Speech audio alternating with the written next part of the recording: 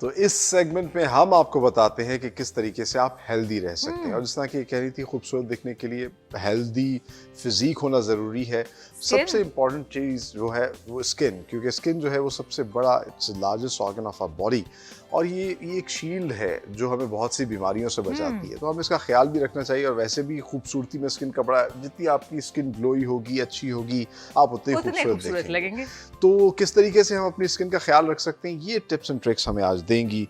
जो हमें ज्वाइन कर रही हैं, ये कंसल्टेंट डर्मेटोलॉजिस्ट हैं, कॉस्मेटोलॉजिस्ट भी हैं, FCPS डर्मेटोलॉजी इन्होंने किया हुआ है। डॉक्टर हुमा सलीम हमारे साथ मौजूद हैं। Doctor Huma, welcome to the morning show. Thank you so much. It's a pleasure. Thanks for having me here. Thank you so much कि आपने हमें ज्वाइन किया। तो सबसे पहले तो मेरा सबसे ज़्यादा फ़ायदा होने वाला है, मेरी जैसी तमाम जो ख़वातीन हैं, लड़कियां हैं, बच्चियां हैं, सबका फ़ायदा होने वाला है आज के सेगमेंट में। तो सबसे पहले ये बताइए कि कौन से ऐसे बेसिक प्रॉब्लम्स हैं जिनके साथ ख़वातीन ज़्यादा आपके पास आ रही हैं, और क्या वजह है कि स्किन जो है वो इतनी अर्ली एज में अब डैमेज हम देख रहे हैं कि हो रहा है, बच्चियों में भी, लड़कियों में भी, ख़वातीन में भी। Thank you so much for raising this question. This is very important question and I literally wanted to talk about it. एक सबसे ज़्यादा जो मुझे इशू देखने में नज़र आ रहा है वो ये कि लड़कियां, हमारी यंग लड़कियां प्रीमेच्योर एजिंग की तरफ जा रही हैं। yes. और उसका जो मेरे हिसाब से जो मोस्ट इम्पॉर्टेंट फैक्टर है वो विदाउट एनी गाइडेंस, और सोशल मीडिया का जितना ज़्यादा इन्फ्लुएंस है, प्रॉपर गाइडेंस के बगैर बहुत सारी चीज़ें अप्लाई की जा रही हैं जिनको बहुत फैसिनेट करके पेश किया जाता है, लेकिन उनके शायद शॉर्ट टर्म तो इफ़ेक्ट्स आ जाते हों, but in the long run उनके बहुत ज़्यादा बुरे इफ़ेक्ट्स होते हैं स्किन के ऊपर। सेल्फ मेडिकेशन के बाद आजकल गूगल मेडिकेशन शुरू हुई है, वो कर रहे हैं लोग। Exactly, you're very right. This is a terminology being used these days very widely.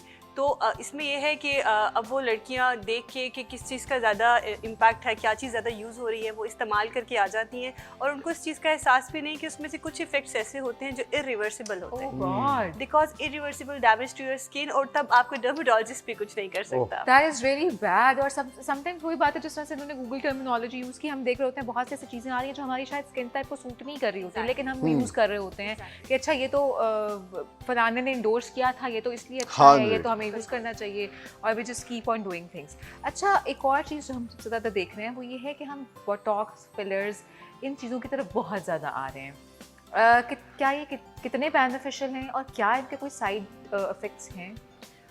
Botox और फिलर्स नो डाउट इनका एक रेवोल्यूशनरी इम्पैक्ट पड़ रहा है, एस्थेटिक की फील्ड को बहुत बूम मिला है इन दो चीज़ों से, और बहुत सारे लोग बहुत खुश हैं इनके रिजल्ट से।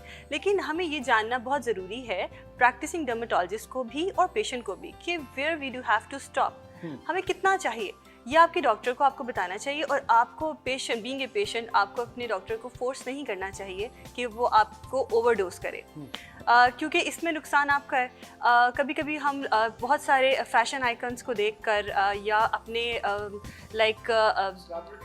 एग्जैक्टली उनको देखकर हम उनको फॉलो करने के चक्कर में कि जी हम बहुत ज़्यादा मैनिपुलेट कर लेते हैं अपने फेस को, अपने स्किन को, और वो चीज़ें बहुत नेचुरल से दूर हो जाती हैं, और उसका बाद में फिर काफ़ी चीज़ें, बहुत सी बल्कि सेलिब्रिटीज भी जो हैं वो भी अब तो उनका बिफोर आफ्टर लगाया होता है कि वो मेरे ख्याल से नेचुरली ज़्यादा खूबसूरत होते हैं, बट क्योंकि शायद एक फैशन सिंबल बन चुका है कि हाँ, तो ऐसा इस वजह से वो अपने चेहरे को बिगाड़ लेते हैं माजरत के साथ। क्या ये ठीक भी हो सकता है, रिवर्सिबल भी होता है, अनडू कर सकते हैं? Very very good question. एक तो ये कि हम ऑन द स्पॉट भी इसको अनडू कर सकते हैं। फिलर्स को हमारे पास कुछ एंटीडॉट्स हम उनको कहते हैं, तो हम उनको उसी वक्त ही लगाकर, अगर हमें लगे कि जी ओवरडन हो गया है कुछ इस तरह, हम उसको अनडू कर सकते हैं। लेकिन और ये कि इसके जो इम्पैक्ट्स हैं, अगर हम नॉन परमानेंट फिलर्स यूज़ करते हैं तो over time they go away, and same is the case with Botox. उसका जो इफ़ेक्ट है it doesn't last for ever. तो ये है, लेकिन स्टिल फिर भी कुछ इफ़ेक्ट्स और कुछ इम्पैक्ट्स ऐसे होते हैं जो रह जाते हैं। तो इसलिए बहुत ज़रूरी है कि आपने रिसर्च करनी है तो आप इस बात पे करें कि जिस डॉक्टर के पास आप जा रहे हैं, is he a qualified dermatologist और नॉट। अच्छा, ये बहुत इशू है ना कि हम देख रहे हैं कि बहुत सी ब्यूटी पार्लर्स में people are not trained, they are not doctors, और उन्होंने भी ये काम करना शुरू कर दिया है। They call themselves aesthetics. This is a dilemma. तो उसका कितना नुकसान है? उसका बहुत नुकसान है। मैं सबसे आपके प्लेटफॉर्म के थ्रू रिक्वेस्ट करना चाहूँगी, please don't play with your face, with your skin. You are like spending money, don't waste it please. आपने स्पेंड तो करना है, तो why just you can't research about it.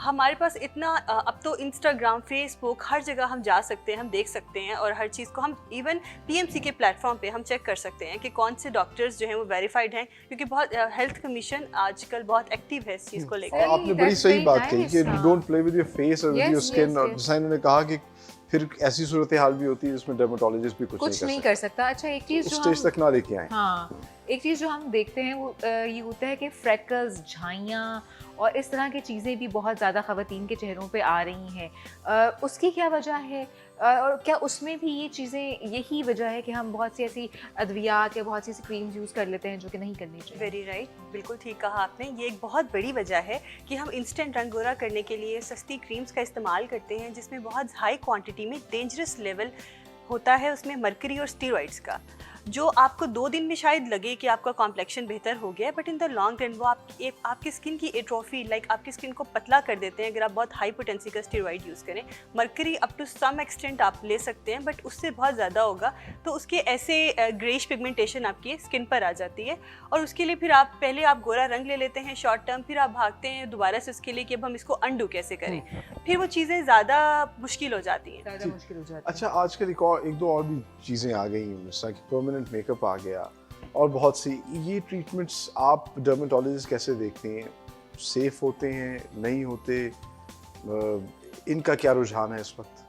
देखिए, अगर बीइंग अ डर्मेटोलॉजिस्ट मैं बात करूँ, it is not related to pathology, like this is not a बीमारी, this is a kind of a glamorous thing which do comes in the field of aesthetics and which is a subdivision of our field.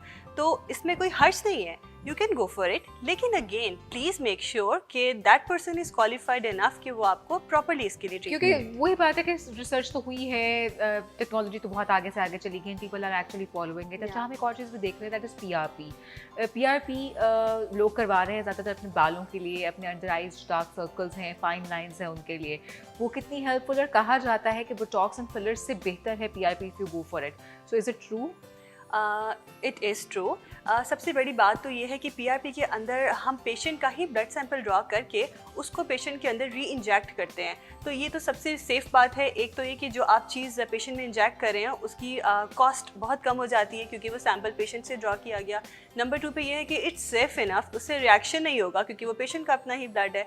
तीसरा ये कि हमने देखा है कि उससे जो आपकी स्किन की, क्योंकि उसके अंदर सर्टेन ग्रोथ फैक्टर्स होते हैं जिनको हम फिल्टर आउट करके जहाँ पे रिक्वायरमेंट होती है, लाइक जहाँ हेयर लॉस है या स्किन पे जहाँ रिजुविनेशन करनी है, हम उसको री इंजेक्ट करते हैं और हमने उसके वंडरफुल रिजल्ट्स देखे। अच्छा, वेरी नाइस। अच्छा, ये बताइएगा कि आजकल बहुत से इन्फ्लुएंसर्स हैं और वो सीरम्स बताते हैं कि ये इस्तेमाल करें रात के टाइम, दिन के टाइम, दोपहर के टाइम, और बहुत सी प्रोडक्ट्स होती हैं। तो ये किस तरह अंदाज़ा किया जाए कि ये चीज़ हमारे लिए ठीक है? क्योंकि लोगों की स्किन ड्राई होती है या लोग चाहते हैं कि उनकी स्किन जो है वो ज़्यादा फ्रेश नज़र आए। हाँ। तो उसके लिए किस चीज़ पर आप यकीन कर सकते हैं? और बहुत सी हर्बल प्रोडक्ट्स, हर्बल लोग समझते हैं उनके साइड इफ़ेक्ट्स नहीं है, क्या ऐसा है? देखिए, ये एक बहुत एक इम्पॉर्टेंट इशू है और हमारे जो पेशेंट्स हैं, हमारी आम आवाम है, हमें उनको इस चीज़ के लिए एजुकेट करना बहुत ज़रूरी है। और उसमें आप जैसे प्लेटफॉर्म्स बहुत हेल्पफुल हैं, लाइक आप जैसे क्वालिफाइड लोगों को बुलाते हैं और वो पेशेंट्स को और अपने जनरल आवाम को इसके लिए गाइड करते हैं। सीरम्स लगाना बहुत ज़रूरी है, मॉइस्चराइज करना बहुत ज़रूरी है, लेकिन ये ज़रूरी है कि ऑथेंटिक ब्रांड लगाया जाए और ऐसा ब्रांड लगाया जाए जो वेरीफाइड है, जो आपको एक्चुअली वो दे रहा है जो वो बता रहे हैं। क्योंकि आप देखिए, एडवर्टाइज करने में तो बहुत चीज़ें मार्केट में हैं, यू नेवर नो कि कौन सी चीज़ एक्चुअली आपकी स्किन के लिए बेनिफिशियल है। उसके लिए it's better for you to go to your dermatologist and get to know about the right thing. सही। अच्छा, अच्छी बात ये है कि people are more aware about the things, और अब अपनी स्किन के हवाले से भी बहुत सी चीज़ों के हवाले से वो अवेयर हैं और वो जाते हैं अच्छे डॉक्टर्स के पास, कॉस्मेटोलॉजिस्ट के पास। एक चीज़ जो हमने देखी कि बहुत ज़्यादा रुझान था और उसके कुछ नेगेटिव इम्पैक्ट्स भी आए, वो थी हेयर रिमूवल, कि बहुत सी ख़वातीन में हार्मोनल इम्बैलेंस की वजह से भी हम देखते थे कि हेयर जो है ग्रोथ स्किन पे और आपके स्पेशली फेशियल हेयर्स बहुत ज़्यादा बढ़ गए थे। लोगों ने जब इसके ट्रीटमेंट्स कराए तो उनकी स्किन डैमेज हुई बहुत से केसेस में नहीं भी हुई। सो ये क्या वजह थी और कितना इसका नेगेटिव इम्पैक्ट आया और कितना हमें सेफली इसमें भी आगे जाना चाहिए? सबसे पहले तो ये कि ये एक बड़ा कॉमन इशू है। अगर मैं कहूँ कि ये सबसे कॉमन इशू है जिसके लिए लेज़र्स इस वक्त हो रहे हैं तो ये गलत नहीं होगा। और दूसरा ये है कि लेज़र्स की जैसे हर चीज़ के फ़ायदे होते हैं, नुकसानात भी हैं।